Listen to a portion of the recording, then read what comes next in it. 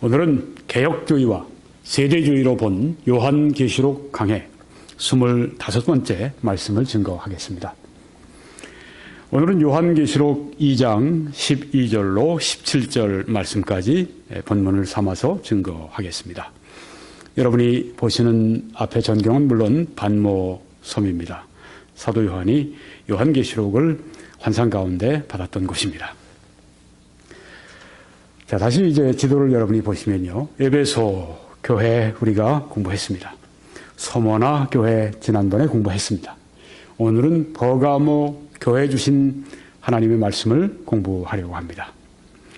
네, 이렇게 에베소에서 버가모까지는 거리가 한 160km 정도가 된다고 얘기를 하는데요.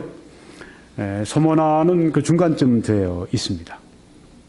버가모는 여러분이 지금 이렇게 산과 골짜기 그리고 이렇게 희미하게 작은 강물이 흘러가는 이런 골짜기를 보시고 있습니다.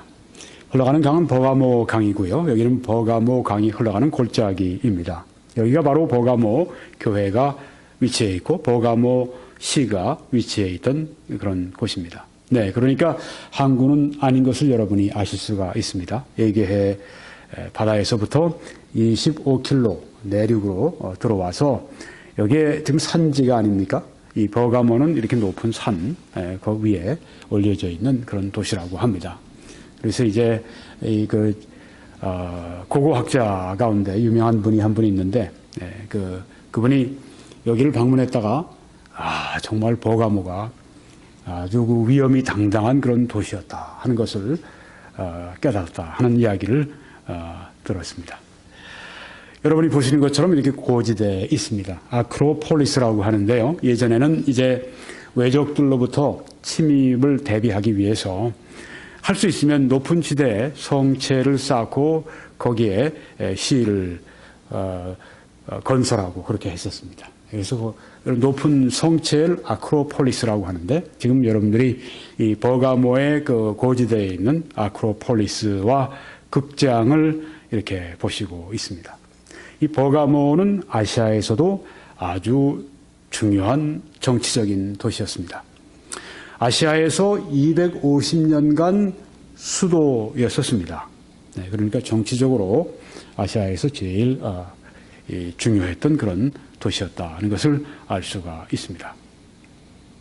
네, 지금 우리가 버가모 옛날 그 도시 산 위에 있던 그 도시에서 저 밑을 이제 내려다보는 것입니다. 서쪽을 바라보는 그런 장면이 이 앞에 있습니다. 그러니까 매우 높은 지대에 올라와 있다고 하는 것을 여러분이 아실 수가 있습니다. 1000피트면 한 333m 정도, 네, 그렇게 한 340m 정도 이렇게 고지대에 있는 그런 버가모였었습니다. 지금 이렇게 밑으로 그 골짜기로 이제 내려가서 도시들이 형성이 되고 있는데요. 현재 이름은 베르가마 이렇게 이름을 부른다고 합니다. 현재도 존재하고 있습니다. 터키의 한 도시입니다. 여러분이 보시는 이 형상은 그 유명한 철학자 그리스의 철학자 소크라테스인데요. 이 버가모에서 발견된 것입니다.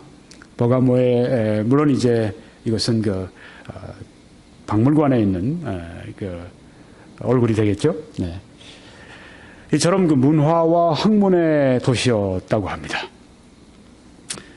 여기에는 도서관이 얼마나 잘 발달된 도서관이었는지 20만 권 이상의 책을 소장하고 있었다고 합니다.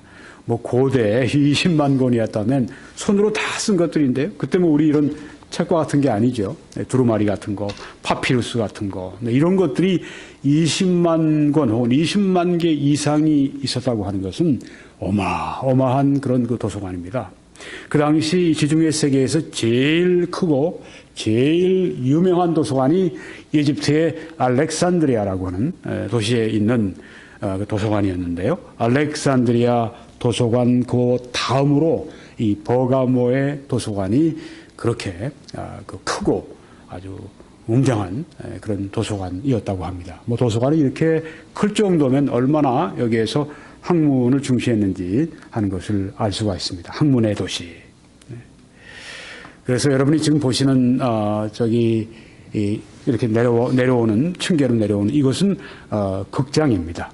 반원형 극장인데 이렇게 언뜻 봐도 매우 규모가 큰 것을 볼 수가 있습니다. 그래서 이 소아시아라고 하면은 지금 터키 전체를 말하는데요. 그리고 이제 아시아라면 터키의 그 왼쪽 서부 그리고 또 서남부 이쪽을 말하는데요.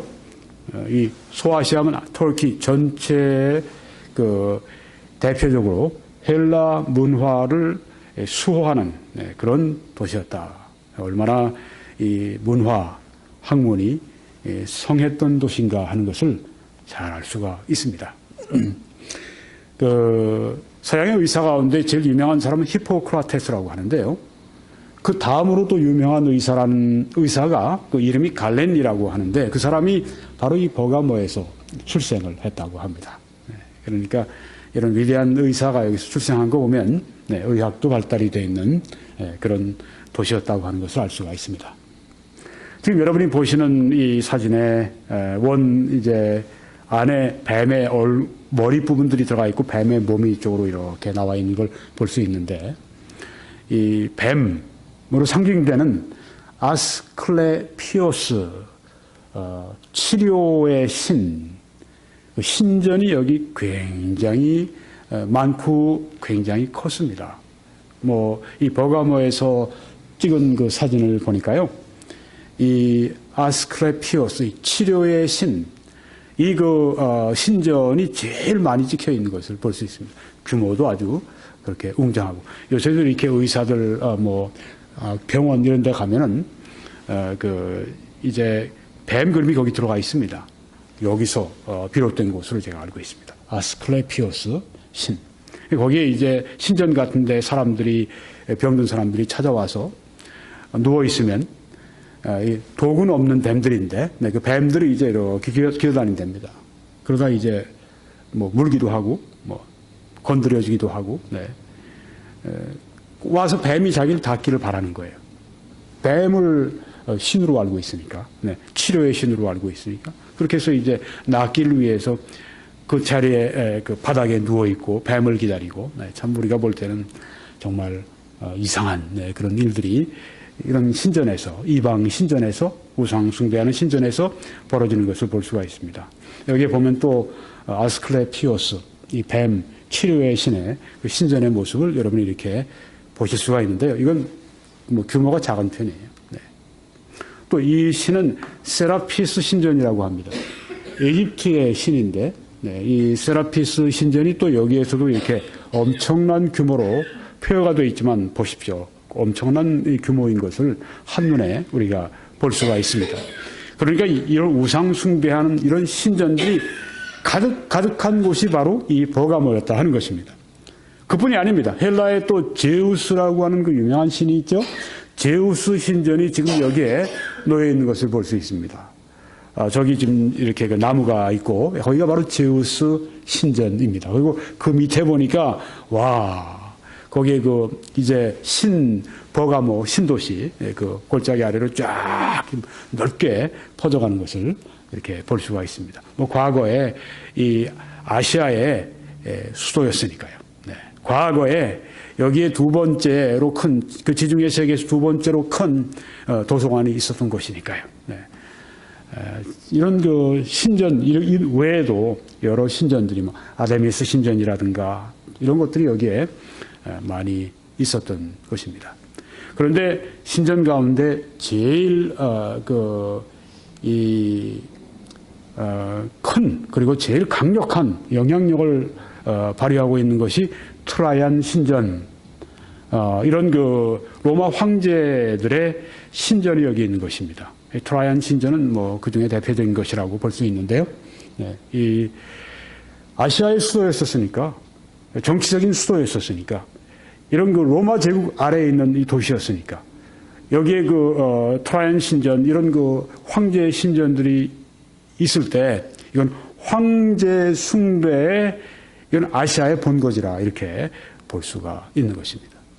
그러니까 우리가 서머나 교회에서도 보았지만 거기도 엄청나게 이런 그 여러 가지 우상 숭배, 그리고 또 황제 숭배, 그리고 또 유대인들의 그런 그 비방, 중상, 모함, 여기에도 그 못지않게 오히려 이 그 황제 숭배에 있어서는 더 아주 강력한 아시아의 수도였었기 때문에 그런 것이 바로 이 버가모에 있었습니다.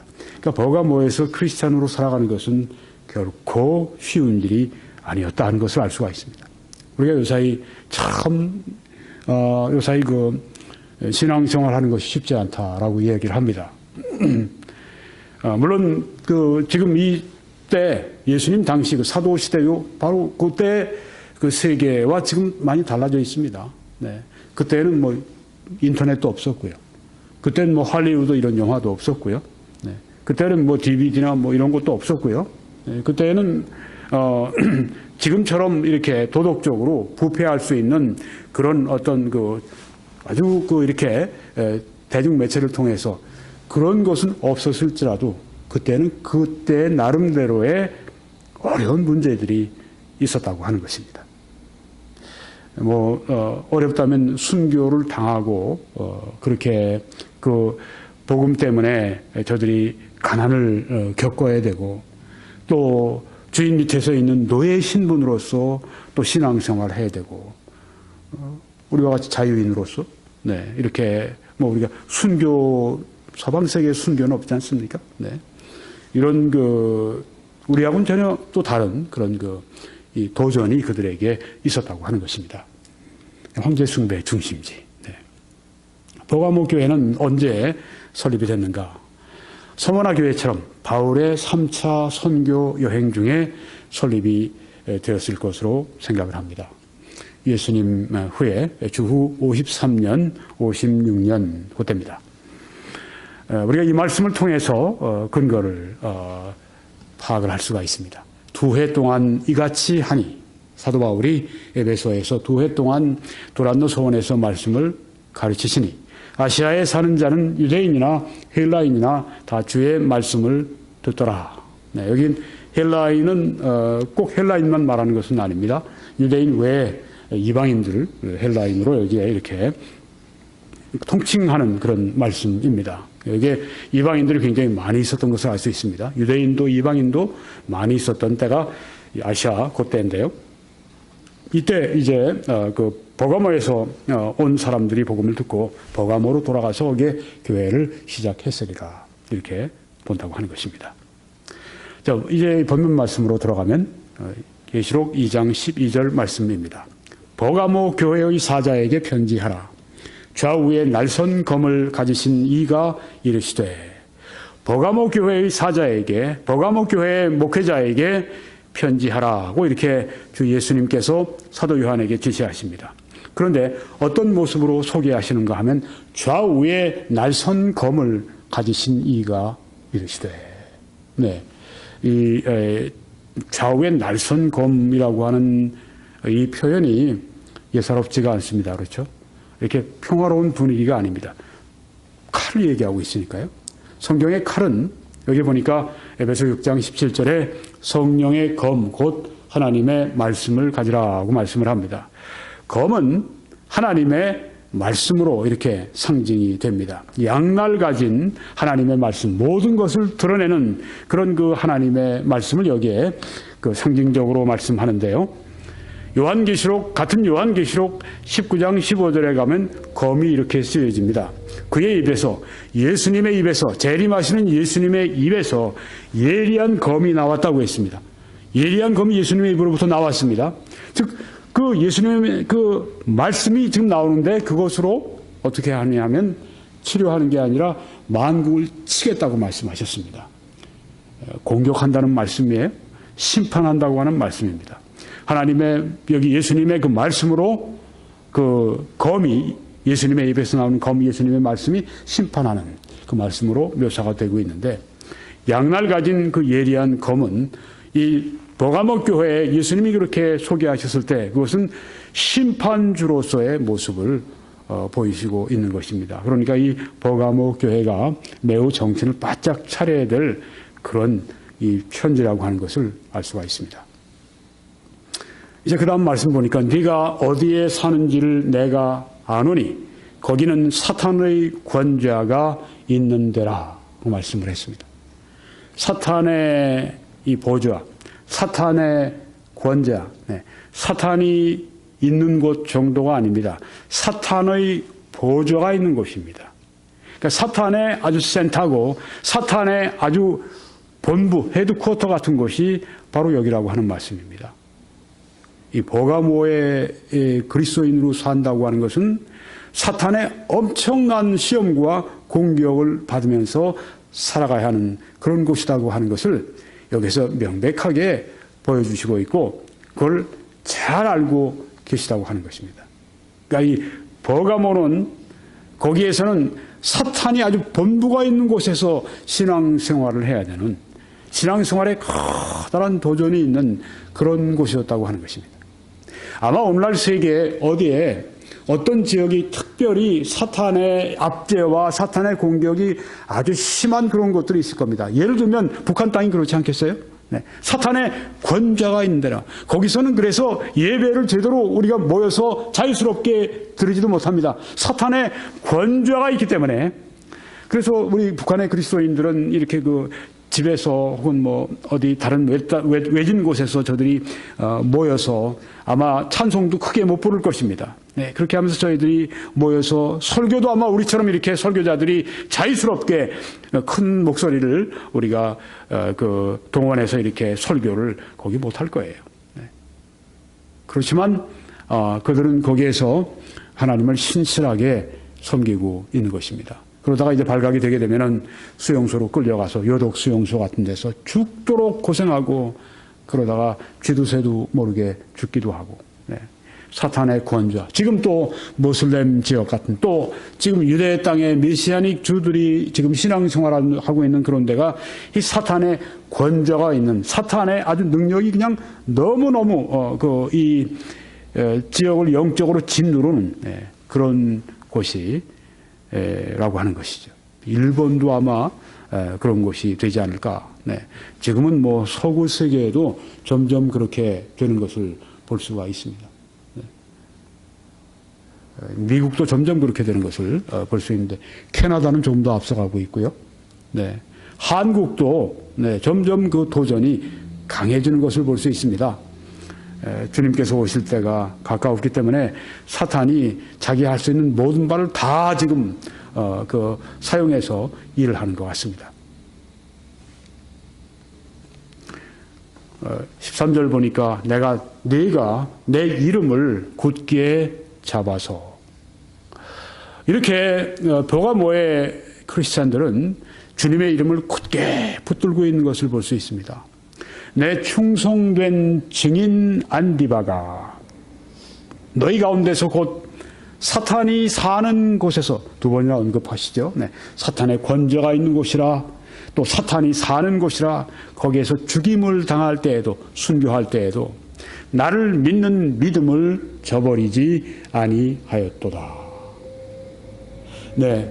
여기에 그 버가모의 성도들 대부분 이렇게 사탄의 보조가 있는 이런 신앙생활하기에 큰 도전을 받는 거기에서도 주님의 이름을 굳게 붙드는 충성된 그런 사람들인 것을 여기에 보여주고 있습니다. 나를 믿는 믿음을 저버리지 아니했다. 네. 성도 가운데 어떤 사람이 여기에 그 안디바가 순교를 하신 것이 여기 나오는데요. 안디바가 누군지에 대해서 성경은 자세히 말씀하고 있지 않습니다만은 안디바 이 전승에 의하면은 안디바가 어떻게 순교를 당했는가 하면 이 그리스도인들을 죽일 때 아주 괴롭게 죽이기 위한 여러 가지 방안들이 뭐 십자가에 못 박는 것도 있었지만 이런 것도 있었다고 그래요. 이 황소 모양으로 노수로 황소 모양을 만들어서 그 안에다가 이 안디바를 집어넣고 그 다음에 이제 노술 뭐 불 같은 거로 데웠겠죠. 그래서 그 안에서 타 죽도록 그렇게 순교를 당하는 분이 바로 이 안디바입니다. 내 충성된 증인이다 이렇게 말씀하셨어요. 증인이라고 말씀했는데 예수님도 그 증인이라는 말씀을 쓰셨는데 예수님과 같은 그런 이 증인이라는 말을 여기에 사용해 주셨습니다. 내 충성된 증인 안디바라고 이렇게 안디바를 칭찬하시는 모습을 볼 수가 있습니다. 때로 사탄이 이처럼 성도들을 우리가 서머나 교회에 보면 10일 동안 감옥에 던져 환난을 받게 하리라는 말씀처럼 감옥에 던지는 경우도 있지만 여기에 보니까 죽이는 경우도 있는 것을 볼 수가 있습니다. 물론 하나님께서 허용하셨기 때문에 이런 일들이 일어나는 것을 우리가 알고 있습니다. 마귀가 자기 멋대로 우리 그리스도인들에게 불행을 가져다가 주고 우리들을 투옥시키고 우리들에게 테러를 가하고 또한 그리스도인들을 죽이고 마음대로 이렇게 할 수 없습니다. 욥을 와도 시험을 줘도 딱 하나님께서 한계를 그어놓으시는 그 선에서 그렇게 마귀가 할 수 있습니다. 그리고 마귀가 아무리 그리스도인들을 해친다고 할지라도 하나님께서는 그 일을 통해서 영광 받으실 어떤 일을 분명히 가지고 계시는 것입니다. 여기에 내 충성된 증인이라고 말씀했는데 증인이라고 하는 말을 헬라어로는 말투스라고 그렇게 얘기를 합니다. 증인, 말투스. 그런데 이 말투스가 어떤 또 의미가 있는가 하면은 자기의 생명을 바쳐가면서 그렇게 증거하는 그런 증인이라고 하는 뜻이 여기에 포함이 되어 있습니다. 나중에 이제 이 증인들이 우리 초대교회 성도들이 많은 사람들이 순교하면서 복음을 증거하고 또한 증인 역할을 하다가 그렇게 죽어왔습니다. 그래서 나중에 이 말이 자연스럽게 순교자, 마터, 영어로는 마터라고 이렇게 번역을 했습니다. 그러니까 내 충성된 증인, 우리는 이렇게 번역을 했는데 영어 성경들은 My faithful martyr, 나의 충성된 순교자 안디바라고 이렇게 번역이 되어 있는 것입니다. 증인은 달리 얘기하면 그것은 순교자입니다. 여러분, 순교자는 누굽니까? 증인들입니다. 그들은 가장 용기 있는 방법으로 또한 가장 희생적인 방법으로 그들은 예수 그리스도를 증언한 그런 사람들입니다. 이 순교자들의 위치, 지위는 하늘에서 특별할 것이라 생각을 합니다. 왜냐하면 그들은 자기들의 목숨을 내놓으면서 예수 그리스도를 증언한 사람들이었기 때문에 그렇습니다. 이 버가모가 바로 그런 것이었습니다. 충성된 증인이었던 안디바는 그렇게 해서 순교를 당하게 된 사탄의 권좌가 있는 보좌가 있는 곳이 바로 이 버가모였었습니다. 그런데 그때에도 바로 여기에 성도들은 주님의 이름을 굳게 잡았다고 했습니다. 또 주님을 믿는 믿음을 저버리지 아니했다고 했습니다. 이것이 바로 버가모 교회였었습니다. 그러나 14절에 네게 두어 가지 책망할 것이 있나니 거기 네게 발람의 교훈을 지키는 자들이 있도다. 이렇게 말씀을 합니다. 자, 이 교회가 충성스러운 교회이지만 문제가 없는 것이 아니었습니다. 그것은 무엇입니까? 두어 가지가 책망할 것이 있는데 책망을 받지 않은 교회는 서머나 교회하고 빌라델비아 교회밖에 없다고 말씀을 드렸죠. 여기 지금 버가모 교회에도 지금 책망할 것이 있는데 그것은 네게 발람의 교훈을 지키는 자들이 있도다고 말씀했습니다. 대부분은 다 아주 충성스러운 성도들인데 그 중에는 그렇지 않은 사람들이 있었습니다. 그들이 바로 발람의 교훈을 지키는 그 사람들이 그 교회 안에 있었다고 하는 것입니다. 잘못된 가르침, 이단적인 가르침, 그걸 추종하는 사람들이 있었다고 하는 것입니다. 책망할 것이 있다고 말씀을 했는데 그것은 이 교회에 대한 책망으로 볼 때에는 왜 그런 사람들을 징계하지 않고 그냥 놔두는가에 대한 말씀이라고 우리가 생각할 수가 있는 것입니다. 발람의 교훈은 무엇입니까? 이제 우리가 좀 발람의 교훈을 보기 전에 여기에 징계를 우리가 이렇게 발람의 교훈을 가지고 있는 사람들이 교회 안에 있으면 잘못된 가르침, 이단의 가르침을 가지고 있는 사람들이 교회 안에 있으면 어떻게 해야 합니까? 그냥 서로 평화롭게 지내서는 안 됩니다. 우리가 그런 사람들을 그냥 따뜻하게만 대해주어서는 안 됩니다. 그 성경의 말씀을 우리가 순종하지 않는 것입니다. 성경에 보니까요, 디도서 3장 10절 11절에 이단에 속한 사람을 한두 번 훈계한 후에 멀리하라. 멀리하라는 말씀은 영어로 reject라고 번역을 했는데 이것은 그들을 거부하라, 배척하라, 그들 멀리하라. 네, 그 말씀입니다. 이러한 사람은 네가 아는 바와 같이 부패하여 스스로 정죄한 자로서 죄를 짓느니라 하고 말씀했습니다. 제가 전에 이단에 속한 사람들은 죄를 짓는 것이라고 말씀드린 적이 있었는데 바로 여기 그 말씀이 나오지 않습니까? 네, 이단에 속한 사람들은 스스로 정죄한 자로서 죄를 짓는 죄인들이라고 이렇게 여기에 말씀합니다. 여기 이단은 영어 성경에는 divisive, 아주 이렇게 그 분열시키는 factious, 파당을 짓는 이런 거로 번역을 한 것도 있습니다. 헤러틱이라고 번역을 하기도 하고요. 이것은 이제 우리가 이단에 속한 사람들 여기에서 또 어떤 의미가 있는가 하면 어떤 그 잘못된 가르침으로 이렇게 교회 안에서 잘못된 이 팔을 만들어서 교회 안에서 문제를 일으키는 그 사람들을 여기에 지금 말하고 있는 것인데요. 교리적으로 잘못된 것에 대해서 우리가 눈 감고 그냥 좋은 게 좋은 거다 이렇게 넘어가는 것이 아니라고 하는 것을 성경에 말씀해 주고 있습니다. 그러니까 하나님께서는, 여기 우리 주님께서는 교리적인 그 순수성을 매우 중시하고 계시다. 교회가 교리적으로 순결하게 하나님의 말씀의 가르침 가운데서 떠나지 않는 것을 원하시고 바라신다고 하는 것을 이 말씀에서 우리가 분명하게 알 수가 있습니다. 이단에 속한 사람들은 훈계해야 됩니다.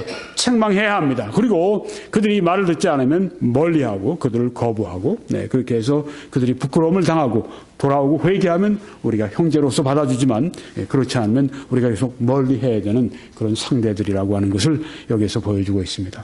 교리적으로 순결해야 합니다. 여기 말씀에도 마태복음 18장에 내 형제가 죄를 범하거든 그냥 가만 놔두지 마십시오. 가서 너와 그 사람과만 상대하여 권고하라. 만일 들으면 네가 내 형제를 얻은 것이요. 만일 듣지 않거든 한두 사람을 데리고 가서 두세 증인의 입으로 말마다 확증하게 하라. 죄가 있는 형제가 있으면 개인적으로 먼저 가서 얘기하고 안 되면 한두 사람을 데리고 가라. 증인으로 데려가라. 만일 그들의 말도 듣지 않거든, 증인들이 함께 가는데도 듣지 않거든, 교회 말하고 교회의 말도 듣지 않거든 이방인과 세리와 같이 여기라. 네, 여기에도 교회가 그 잘못된 가르침을 따라가는 사람들에게 경고를 했음에도 불구하고 말을 듣지 않으면 그 다음에는 한두 번 훈계한 다음에는 이방인과 세리같이 여기라. 그들을 멀리하라. 네, 그렇게 우리들에게 말씀해 주셨습니다. 교회가 이 말씀을 순종해야 됩니다. 징계를 적절히 할 수 있을 때 그때 교회의 순결이 보존된다고 하는 것입니다. 진실로 너희에게 이르노니 무엇이든지 너희가 땅에서 매면 하늘에서도 매일 것이요 무엇이든지 땅에서 풀면 하늘에서도 풀리리라 하는 이 말씀, 보통 우리가 기도에 어떤 매구 푸는 것으로 보통 알고 있는데 사실은 이 말씀이 이 징계, 교회의 징계와 관련된 것이라고 하는 것입니다. 이 교회가 징계했을 때 그때 하나님께서도 그 징계를 인정하시고 함께 그 사람을 심판하신다고 하는 것을 여기에서 보여준다고 하는 것입니다. 자, 아까 발람의 교훈을 말씀하셨는데 여기에 지금 나옵니다. 발람이 발락을 가르쳐 이스라엘 자손 앞에 걸림돌을 놓아 우상의 제물을 먹게 하였고 또 행음하게 하였느니라. 이 발람은 여호와 하나님을 알았던 선지자입니다. 그런데 온전한 선지자가 아니었었어요. 문제가 많았던 그런 사람이었었습니다. 그런데 하여튼 여호와의 이름을 알고 있었고, 그래서 이제 발락이라고 하는 모압 왕이 이스라엘이 점점 자기 땅으로 오게 되니까 이스라엘이 그 하나님이 함께 하심으로 말미암아 저들을 당할 자가 없는 것을 알고 이제 발람을 초청해서 이스라엘을 저주할 것을 부탁을 합니다. 발람이 가는 길에 어떻게 되죠? 먼저 하나님께서 나귀로 그 발람의 길을 막으십니다. 예, 발람에게 이 나귀를 통해서 말도 하게 하시고 또 말을 듣지 않으니까 다른 담벼락에다가 그 발람의 나귀를 탔는데 발람의 나귀 안장에 놓여 있을 때 가서 그냥 그 발람의 발을 나귀가 막 담벼락에다 막 부딪혀가지고선 아주 그냥 아파하고 네가 왜 나한테 이렇게 하느냐. 근데 사실은 그 당나귀를 통해서 하나님께서 가지 말라고 지금 말씀을 하시는 것이었는데 발람이 그 하나님의 뜻을 어기고 가는 길을 여기에 지금 경고해 주시고 있는 것을 볼 수가 있습니다. 하여튼 발람이 갔지만은 세 번 다 이스라엘을 발락의 말대로 저주하는 대신에 오히려 축복을 하고 말았습니다. 결국은 발락이 세 번이나 그렇게 하고 난 다음에는 안 되겠다 싶으니까 그냥 발람을 돌려 보냈습니다. 근데 나중에 발람이 발락에게 수를 주죠. 네, 그렇게 해서 모압 여자들을 동원해 가지고 이스라엘 남자들을 이제 유혹을 해서 그들로 하여금 우상 앞에 절하게 하고 우상의 제물을 먹게 하고 또 그 여자들과 행음하도록 그렇게 만들었습니다. 그래서 하나님 앞에 죄를 범하게 되고 그래서 하나님의 무서운 심판이 이제 이스라엘에게 내려서 그렇게 했던 그 지도자들 다 죽게 하시고 또 24,000명을 또 쳐서 심판해서 죽게 하시고 그렇게 함으로 말미암아서 이스라엘이 이제 그 가운데 연병이 이제 떠나게 되었습니다. 바로 그 발람의 교훈을 여기 말씀하는데 이것은 도덕적이지 못한 그런 교훈을 여기에 말씀하고 있다고 하는 것입니다. 그러니까 바로 여기에 지금 있는 이 버가모의 교회의 어떤 성도들 가운데 어떤 사람들은 그 밖에 나가면 사회가 이 우상 숭배로 가득한 도시니까 사탄의 권좌가 있는 곳이니까 이제 그 잔치하거나 축제하거나 이방인들이 그 축제할 때 그건 다 우상을 섬기는 것과 관련되어 있기 때문에 거기에 가서 함께 놀고 또 거기에 있는 우상에게 바쳐진 고기도 먹고 그 다음에 어떤 사람들은 부도덕한 행동도 하고 여기 발람이 그 가르친 이 덫과 똑같은 덫에 이 버가모 교회 어떤 사람들이 거기에 지금 함께 그렇게 하고 있는 것입니다. 그래서 발람의 교훈을 지키는 자들이 있다고 이렇게 그 주님께서 버가모 교회에 책망을 하셨습니다. 성경에 보면은 우리가 세상과 짝하지 말 것을 말씀합니다. 세상과 벗하지 말 것을 말씀합니다. 고린도후서 6장 14절에 보니까 너희는 믿지 않는 자와 멍에를 함께 매지 말라 하고 했습니다. 이 멍에는 무엇입니까? 소가 이렇게 밭을 갈 때, 논밭을 갈 때 그때 멍에를 매지 않습니까? 네.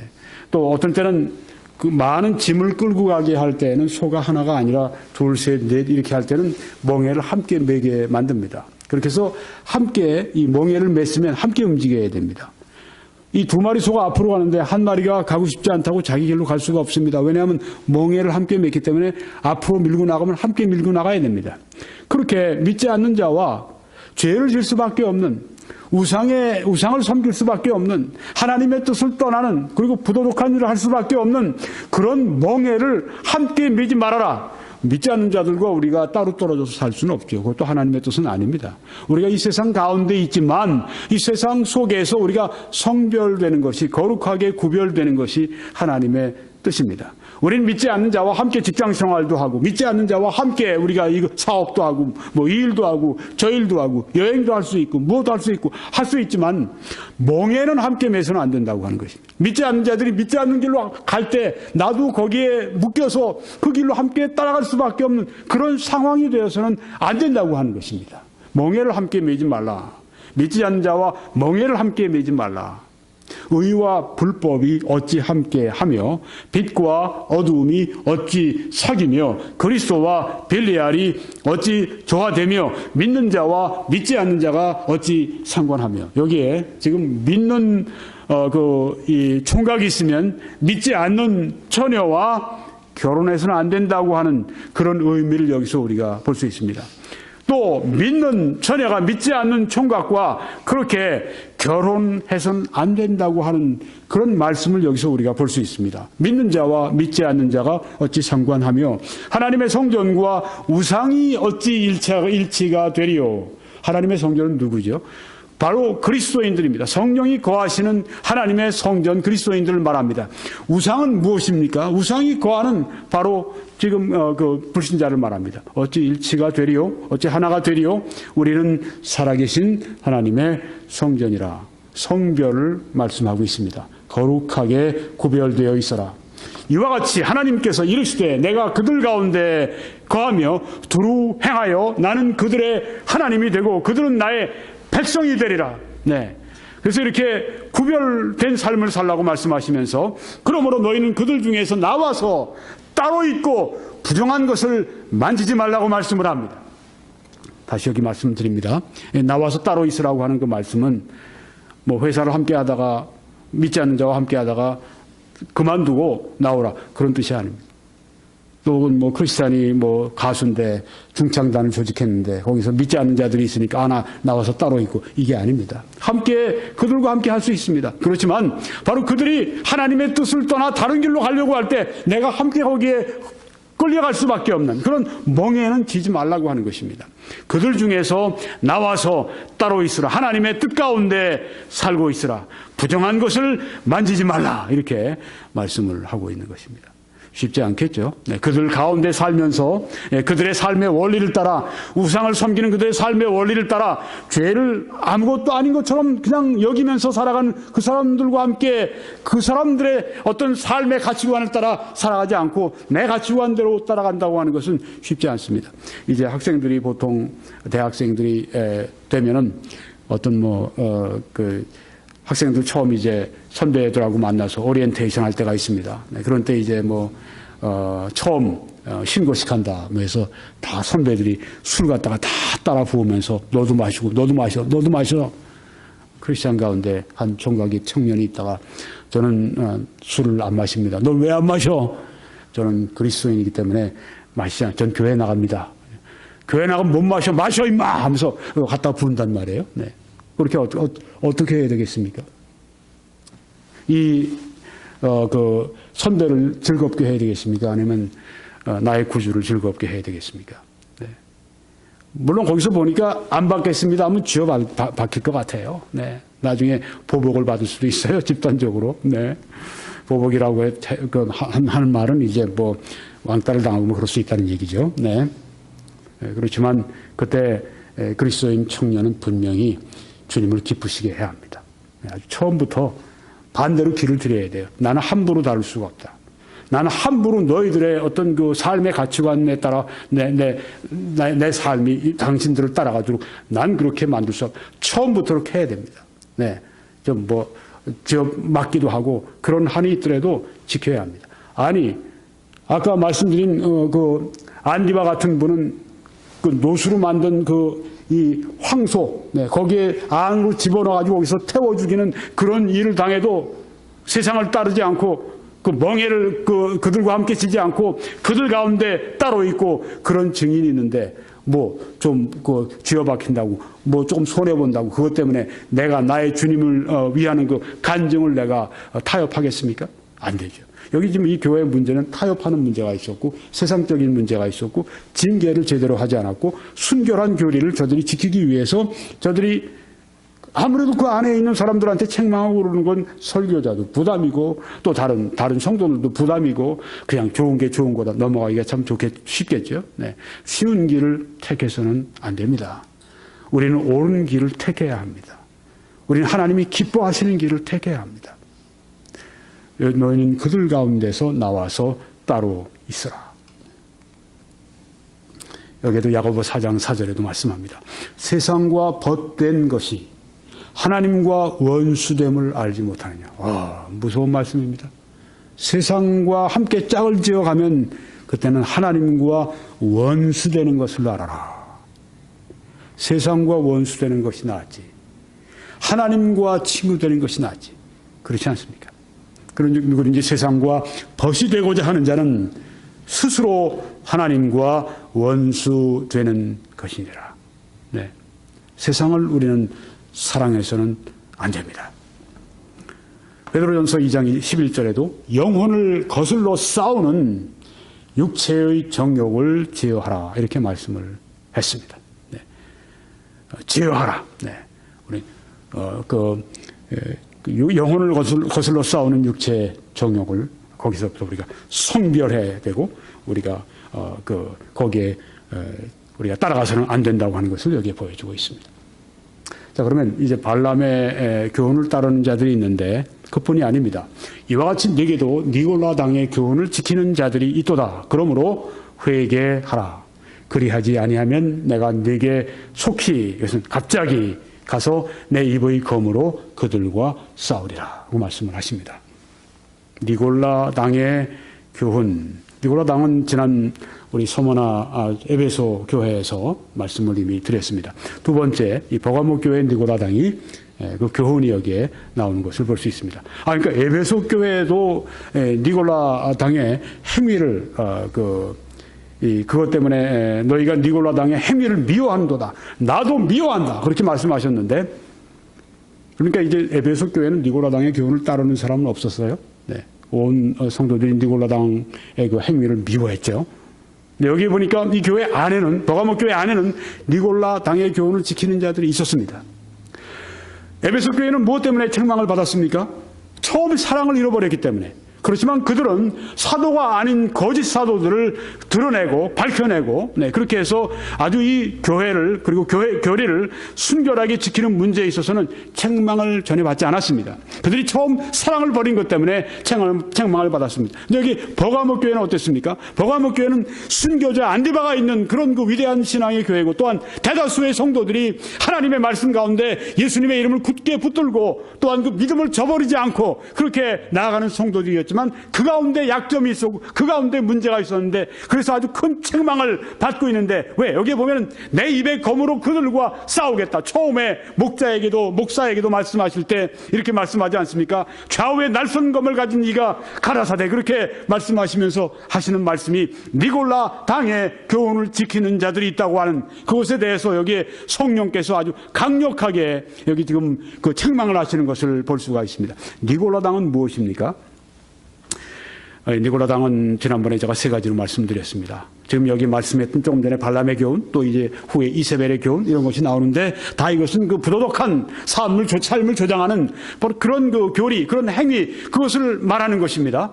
그러니까 니골라 당이나 그렇게 보는, 그렇지만 결국은 무엇으로 보는가 하면은 부도덕한 그런 행위로 이끌어가는 그런 교리를 여기 말한다고 하는 것을 핸드릭슨 박사는 말씀을 하는데요. 그 다음에 이제 알포드 같은 분은 어떻게 얘기하냐면, 네, 역시 그것입니다. 부도덕한 이 삶으로 이끌어가는 그런 교리. 그런데 이제 바른하우스 목사님 같은 분은 그 성직자 주의를 말한다.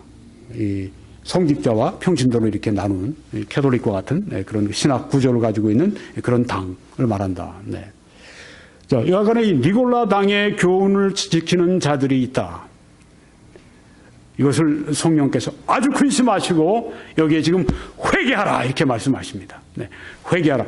회개한다고 하는 이 말씀은, 메타노이아라는 말씀은 우리 마음을 바꾼다고 하는 것입니다. 그런데 우리 마음을 바꾸는데 어디까지 바꾸느냐? 행위를 바꾸는 만큼, 그만큼 가기까지 우리 마음을 바꾸는 걸 말합니다. 그러니까 이 회개라고 하는 것은 우리의 행동과 행위를 바꾸지 않으면 그것은 제대로 마음을 바꾸는 회개가 아니었다고 하는 것입니다. 회개하라고 하는 것은 1대 180도, 이건 아주 그 방향을 바꾸라고 하는 것입니다. 니골라 당의 교훈을 쫓아가는 데서 이제 그것을 적당히 봐주는 데서 이제는 그것이 아니라 니골라 당의 교훈에 대해서 버리고, 또한 그 니골라 당의 교훈을 지키는 자들을 책망하고 한두 번 훈계하고 듣지 아니하면 멀리하고, 이렇게 하라고 여기 버가모 교회에 가르치시고 말씀하시는 것입니다.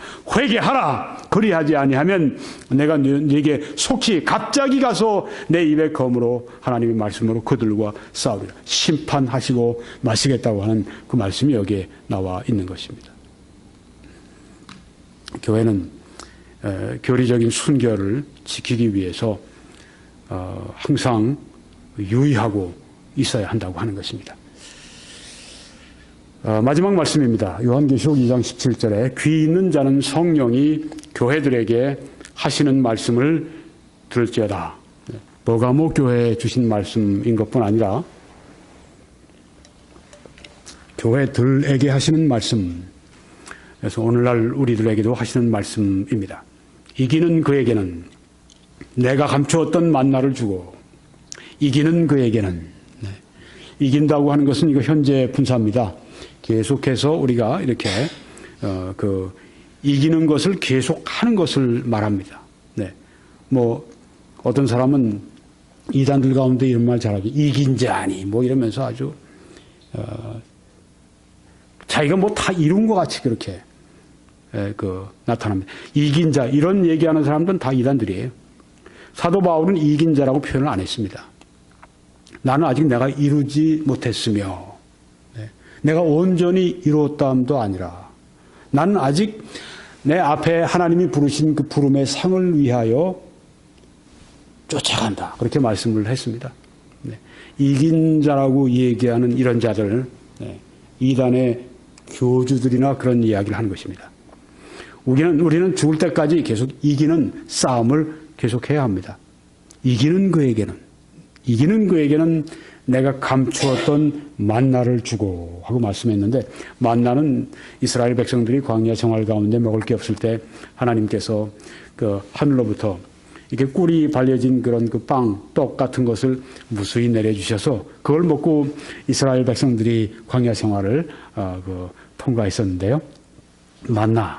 이 만나는 예수님께서 이렇게 말씀을 하십니다. 요한복음 6장 35절에 예수께서 이르시되 나는 생명의 떡이니 하고 말씀하셨습니다. 하늘에서 오신 생명의 떡, 예수님은 이렇게 예수님을 표현하셨습니다. 여기 만나는 누구를 말하는 것인가? 예수 그리스도를 말씀하는 것입니다. 내게 오는 자는 결코 줄이지 아니할 터이요 나를 믿는 자는 영원히 목마르지 아니하리라. 이렇게 예수님이 말씀을 하셨습니다. 그렇습니다. 만나를 주리라. 그것은 예수 그리스도를 우리들에게 주신다고 하는 말씀입니다. 예수 그리스도를 우리가 믿을 때 우리를 위해 죽으신 예수 그리스도, 우리를 위해 부활하신 예수 그리스도를 우리가 마음속에 믿고 모셨죠. 네. 그렇지만 아직 우리가 예수 그리스도의 모든 풍성한 생명력을 우리가 다 누리지 못했습니다. 그분이 주시는 모든, 예수 안에 있는 모든 축복을 우리가 다 아직 받지 못했습니다. 잠재적으로는 우리가 신령한 모든 복을 받았지만 실제적으로 우리가 예수의 생명을 누려야 할 것이 너무나 많습니다. 네, 그 풍성한 생명을 우리에게 주실 것이고, 여기 말씀에도 요한복음 14장 21절에 나의 계명을 지키는 자라야 나를 사랑하는 자니 나를 사랑하는 자는 내 아버지께 사랑을 받을 것이요 나도 그를 사랑하여 그에게 나를 나타내리라. 사랑이라고 하는 것은 성경에 우리의 감정도 물론 있어야 되겠죠. 네. 주님을 사랑합니다. 사랑하는 감정도 있어야 되겠죠. 그렇지만 그 사랑이 진짜 참된 온전한 하나님이 인정하시는 사랑이 되기 위해서는 이런 사랑이어야 한다고 하는 것입니다. 즉 나의 계명을 지키는 자라야 하나님의 말씀을 순종할 때 바로 하나님을 사랑하는 것이라고 하는 것입니다. 나를 사랑하는 자는, 달리 얘기하면 나의 계명을 지키는 자는 내 아버지께 사랑을 받을 것이요. 우리 하나님께서 모든 사람을 사랑하시죠. 하나님이 세상을 이처럼 사랑하사 독생자를 주셨으니 했을 때 독생자를 주신 그 사랑이 모든 사람들을 향하신 하나님의 사랑인데, 여기에서 이 말씀하는 이 사랑은 그렇기 때문에 그런 독생자를 주신 그 사랑과 또 다른 내 아버지께 사랑을 받는다고 하는 것은 좀 특별한 사랑이 여기에 들어있는 것을 알 수가 있습니다. 독생자의 사랑을 모든 그리스도인들이 다 받았지만은 어떤 그리스도인들은 하나님 아버지의 계명을 사랑하고 순종하는 사람들이 있고 그렇지 않은 사람들이 있습니다. 그런데 그 사랑하고 순종하는 그 사람들에게 내 아버지께 사랑을 받을 것이요. 그 특별한 사랑입니다. 나도 그를 사랑하여 아버지의 사랑뿐 아니라 나 예수 그리스도의 사랑도 너희들에게 있어서 그에게 나를 나타내리라. 보여주리라. 함께하리라. 그에게 하나님의 사랑을 더 나타내 보여주리라. 우리가 하나님을 사랑하고 순종하면 어떻게 되는가? 하나님의 사랑이, 그리스도의 사랑이 또한 그분의 모습을 우리에게 나타내 보여주신다고 말씀을 했습니다. 만나를 준다고 하는 그 말씀, 이기는 자에게 만나를 주시겠다고 하는 말씀은 바로 이 말씀입니다. 이기는 자, 그들 하나님의 말씀을 사랑하고 순종하는 자, 그래서 세상을 사랑하지 않는 자, 믿음을 굳게 지키는 자, 세상과 짝하지 않는 자, 하나님을 가까이 하는 자, 하나님의 계명을 지키는 자, 즉 하나님을 사랑하는 자, 바로 그들에게 만나를 주시는데 그것은 내 아버지께 사랑을 받을 것이요 나도 그를 사랑하여 그에게 나를 나타내리라고 말씀하신 것입니다. 우리가 이 특별하신 하나님의 사랑을 풍성히 받는 여러분과 제가 되기를 바랍니다. 마지막 절에 또 흰 돌을 줄 터인데 그 돌 위에 새 이름을 기록한 것이 있나니 받는 자밖에는 그 이름을 알 사람이 없느니라. 흰 돌을 줄 터인데 그 돌 위에 새 이름을 기록한 것이 있다고 말씀을 했습니다. 흰 돌이 무엇일까요? 여기에 새 이름이 무엇일까요? 이기는 사람들에게 주시는 흰 돌, 또 그 돌 위에 새 이름이라고 했는데 새 이름이 기록이 되어 있는 이 흰 돌이 무엇일까요? 네. 자, 이 흰 돌 새 이름, 이것 때문에 이제 이단들이 또 아주 때를 만났다 우선 이제 이걸 가지고 자기들 멋대로 막 풉니다. 네. 이단들의 특징은 성경에 확실히 말씀하지 않은 것을 확실히 풀어줍니다. 하나님이 확실히 말씀 안 하셨는데 확실히 풀어줍니다. 그러니까 이제 사람들이 그걸 보고 와, 정말 신령하게 푼다. 확실하다. 이치에 맞는다. 이런 얘기까지 해요. 이치에 뭐가 맞아요? 흰돌이라고 여기에 성경에 분명히 무엇이라고 명시하지 않으셨는데 그렇지만 우리가 추측을 할 수 있을 것입니다. 먼저 흰돌 새 이름에 대해서 이런 생각을 바운하우스 목사님이 하십니다. 그 당시에 재판할 때 재판관들이 재판이 끝나면 이 사람에 대해 선고를 하는데 말로 선고하는 게 아니라 거기 통이 하나 있답니다. 재판관이 나가기 전에 통에다가 둘 중에 하나, 흰돌, 검은돌 둘 중에 하나를 집어넣는다고 그래요. 흰돌을 집어넣으면 이 사람은 죄 없다, 방면하는 것이고 검은돌을 집어넣고 재판관이 나가면 그것은 이 사람 죽여라, 사형이라고 하는 것입니다. 여기 흰돌, 사면하는, 네. 그 사람을 살릴 수도 있고 죽일 수도 있어요. 심판하는 권세를 여기 말한다고 하는 것입니다. 여기에서 이 흰돌이라고 하는 것은 심판하는 권세를 말한다. 그래서 우리가 고린도전서 6장 2절 3절에 보면 성도가 세상을 판단할 것을 너희가 알지 못하느냐.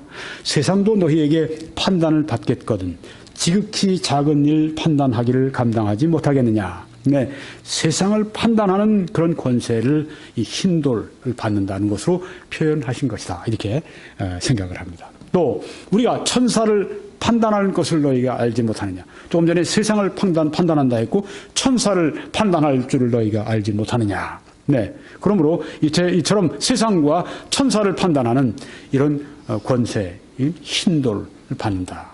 그렇게 말하는 것으로 생각을 하는 분들이 있습니다. 여러 가지 견해가 있지만 제가 하나만 더 말씀을 드리겠습니다. 이것은 이제 헨드릭슨 박사님이 추천하신 것인데 제가 말씀드립니다.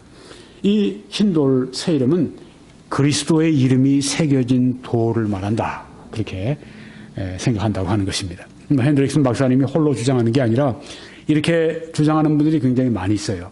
네.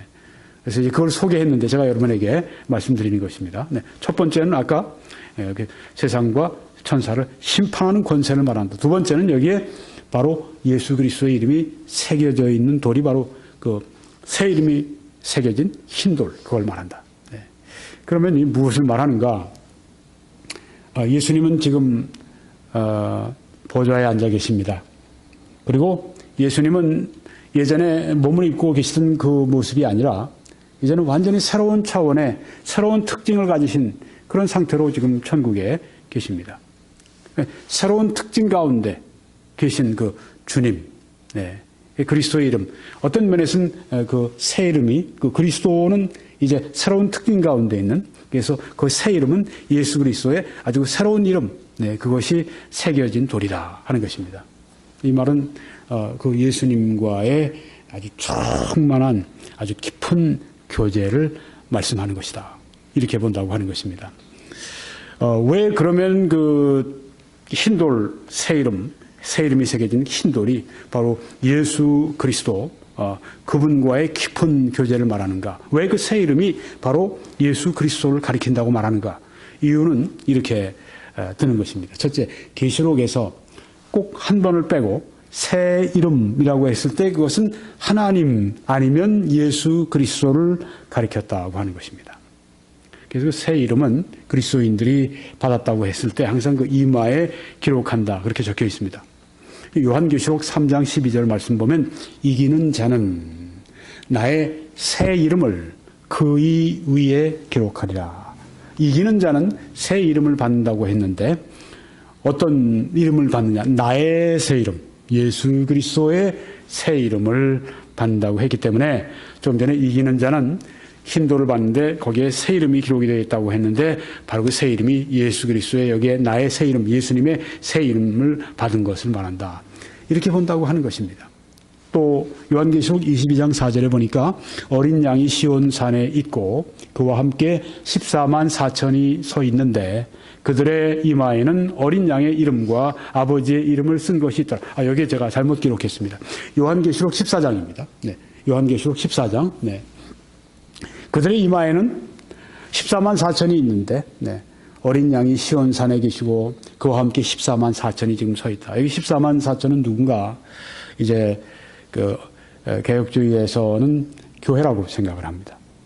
또 우리 이 세대주의에서는 앞으로 임할 환란 시대에 있을 14만 4천 이스라엘의 각 지파에서 나오는 12,000명씩 나오는 14만 4천의 이스라엘 사람들을 말한다. 네. 그들의 이마에 무엇이 있는가? 어린 양의 이름과 그 아버지의 이름이 있더라. 쓴 것이 거기에 있더라. 말씀을 했습니다.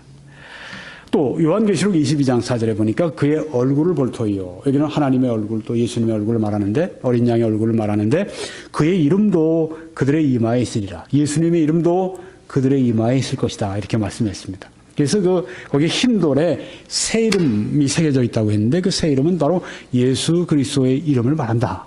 네, 예수님의 새로운 이름을 말한다. 그렇게 이런 말씀을 가지고 그렇게 추정할 수 있다고 하는 것입니다.